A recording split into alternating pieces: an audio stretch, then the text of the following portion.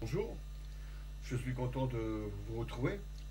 Aujourd'hui, je vous invite à faire une lecture avec moi dans la parole de Dieu concernant quelque chose d'essentiel, à savoir qui peut être sauvé. Voilà une vraie question. Pour ce faire, nous allons lire ensemble dans Luc au chapitre 13, le verset 22 à 30. Voici ce que dit l'Écriture. Jésus traversait les villes et les villages, enseignant et faisant route vers Jérusalem. Quelqu'un lui dit, Seigneur, n'y a-t-il que peu de gens qui soient sauvés? Il leur répondit, efforcez-vous d'entrer par la porte étroite. Car, je vous le dis, beaucoup chercheront à entrer et ne le pourront pas. Quand le maître de la maison se sera levé et aura fermé la porte, et que vous, étant dehors, vous commencerez à frapper à la porte en disant, Seigneur, Seigneur, ouvre-nous. Il vous répondra, je ne sais d'où nous avons mangé et bu devant toi, et tu as enseigné dans nos rues. Il répondra, je vous le dis, je ne sais d'où vous êtes. Retirez-vous de moi, vous tous ouvriers d'iniquité. C'est là qu'il y aura des pleurs et des grincements de dents. Quand vous verrez Abraham, Isaac, Jacob et tous les prophètes dans le royaume de Dieu, et que vous serez jetés d'Orient et de l'Occident, du Nord, du Midi, et ils se mettront à table dans le royaume de Dieu. Et voici, il y en a des derniers qui seront les premiers, et des premiers qui seront les qui donc peut être sauvés. Dieu, chers amis, veut sauver tous les hommes. Mais, malheureusement, tous ne le seront pas. Quand le Seigneur dit, au verset 24, efforcez-vous de rentrer par la porte étroite, il montre que ce n'est pas gagné d'avance, car il veut dire par là qu'il faut combattre pour entrer, avoir au fond de soi ce désir, cette ambition de vouloir être sauvé. Il faut être bouillant, être zélé. Beaucoup entendent l'enseignement, mais combien retiennent les paroles du Seigneur? Il nous faut apprendre à faire la volonté de Dieu. Oui, chers amis, pour être sauvé, il faut déjà le vouloir. Le voulez-vous? La porte, chers amis, est ouverte. Pour y entrer, il faut chercher l'approbation de Dieu et pas celle des hommes. Combien d'hommes, de femmes, avant de faire quelque chose d'important dans leur vie, consultent une tierce personne, le compagnon, la compagne, voire un ami. Et cela, souvent, parce qu'ils ont besoin de recevoir l'assentiment d'autrui pour prendre leur décision. Chers amis, le salut est quelque chose de personnel. Et l'engagement que vous prenez pour suivre ou ne pas suivre Jésus ne doit dépendre que de vous, car ce n'est pas par les autres, et ce n'est pas les autres qui seront jugés pour vous, mais vous-même, et rien que vous. Si vous vous engagez personnellement dans les voies de Dieu, exploit, ayant foi dans le Seigneur. Par la foi, votre vision sera nette et vous verrez plus loin, au-dessus des montagnes. Chers amis, la foi dans les œuvres humaines nous perd, tandis que celle en Dieu nous rend victorieux.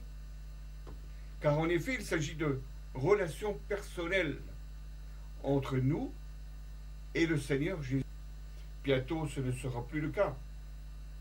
De même que lorsque vous devez prendre le train, à telle heure, le jour et l'heure de l'enlèvement sont fixés d'avance par le grand horloger de l'univers. Si vous arrivez en retard, croyez-moi, il ne vous attendra pas. Aussi, si vous n'êtes pas prêt pour le grand rendez-vous, vous resterez sur le quai. Les portes se seront fermées et le train de l'éternité aura pris la direction du paradis sans jour. Il sauve les âmes. N'endurcissez pas votre cœur, mais laissez pénétrer dans votre cœur la parole de Dieu qui vous invite en son royaume. C'est recevoir la vie que de recevoir Jésus dans son cœur. Nous ne sommes sauvés que par la foi, en mettant Dieu à la première place dans notre vie. Jésus est le Christ, le Fils du Dieu vivant. Amen. Le croyez-vous? Être séparé de Dieu pour l'éternité. Éloignez-vous du péché afin de ne pas subir la réprobation plutôt de Dieu, c'est-à-dire le blâme, le reproche, le rejet de la part de Dieu. Ne soyons pas des ouvriers de la justice, des hommes méchants, qui, parce qu'ils ont renié Christ, subiront le châtiment lié au péché. Autrement dit, la damnation éternelle de l'homme. Avez entendu maintes et maintes fois l'appel de Dieu.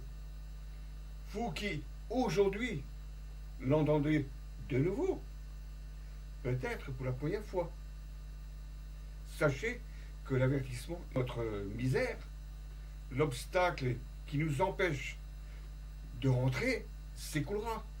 Et nous aurons la communication avec Dieu.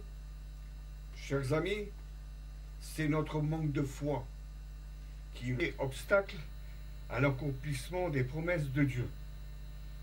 Voulons-nous voir Jésus se manifester, son intensité s'épanouir dans notre vie? Sachez que notre avenir dépend de cela. Chers amis, Jésus nous voit tels que nous sommes vraiment. Et par sa grâce, il nous place devant la porte. Il veut que nous devenions les habitants des cieux, qui ont le royaume. Vous savez, chers amis, que lorsque vous êtes invité à une fête, un peu mondaine, une tenue adéquate est exigée. Les personnes à l'entrée de la réception ne vont pas vous laisser rentrer si vous n'avez pas une tenue correcte. Si vous réussissiez quand même à rentrer malgré l'étroitesse de la porte du passage, vous serez vite repéré. Et l'on vous jettera dehors, sans ménagement. Et la honte sera pouvoir entrer à la réception finale que le Seigneur donnera le jour de son avènement. Il faudra que les habitants portent des habits de fête, des habits salis par la boue du péché.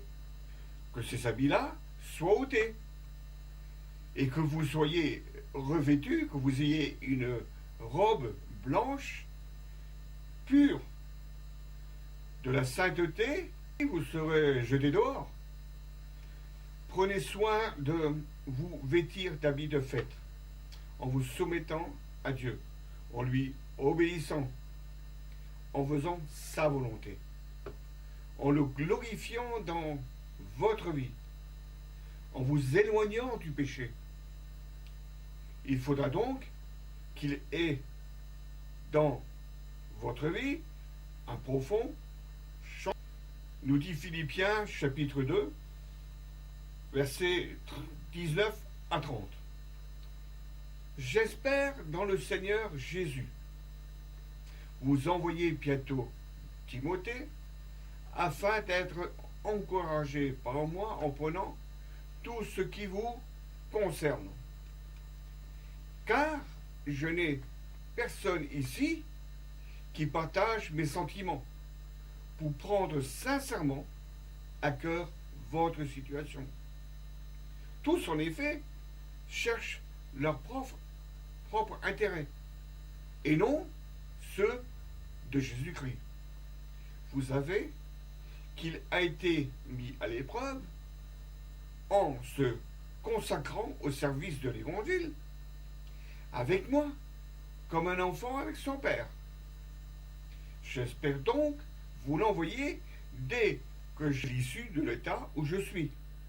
Et j'ai cette confiance dans le Seigneur que moi-même aussi j'irai bientôt. J'ai estimé nécessaire de vous envoyer mon frère Épaphrodite, mon compagnon d'œuvre et de combat, par qui vous m'avez fait parvenir de quoi pourvoir à mes besoins. Car il désirait vous voir, il était fort en peine de ce que vous aviez appris sa maladie. Il a été malade, en effet, et tout près de la mort. Mais Dieu a eu pitié de lui. Et non seulement de lui, mais aussi de moi, afin que je n'eusse pas tristesse sur tristesse. Je l'ai donc envoyé avec autant d'empressement, afin que vous vous réjouissiez de le recevoir et de le revoir, et que je sois moi-même moins triste. Recevez-le donc dans le Seigneur avec une joie entière et honorez de tels hommes, car c'est pour l'œuvre de Christ qu'il a été près de la mort, ayant exposé sa vie afin de suppléer à votre absence dans le service que vous me rendez de Paul. Puissions-nous aussi nous réjouir comme l'apôtre.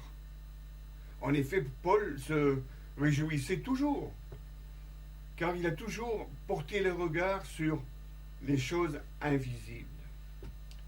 Partout où Paul était passé, il y avait des églises. Paul apportait un culte véritable, un culte basé sur le fondement inébranlable qu'est le Christ. Nous savons que Paul a lui aussi sacrifié sa vie à l'œuvre de Dieu. C'est pourquoi il se réjouissait toujours. Deux compagnons qui sont Timothée et Épaphrodite, qui lui étaient venus de Philippe auprès de Paul, nous voyons dans ces versets tout l'amour de l'apôtre pour les Philippiens. Paul s'abandonnait entièrement dans la main du Seigneur. Même loin d'eux, il continuait à être concerné par leur croissance spirituelle. Êtes-vous concerné, vous, par le besoin de vos proches? Et Dieu nous montre notre conduite envers les hommes. Il nous faut les soutenir, les enseigner. Frères et sœurs, soyons des hommes consacrés, abandonnés entre les mains du Seigneur. L'Église doit envoyer des hommes comme Timothée. Rendons-nous disponibles. Oui, rendons-nous disponibles pour œuvrer pour Dieu. Soyons des ambassadeurs pour Christ. Mettons-nous au service des âmes, même s'il faut exposer notre vie pour le Seigneur. Car Dieu a le pouvoir de garder notre dépôt jusqu'à la fin. C'est cela que dit l'Écriture. La parole de Dieu qui est toute puissante. Les portes s'ouvrent, car le Seigneur a toute autorité.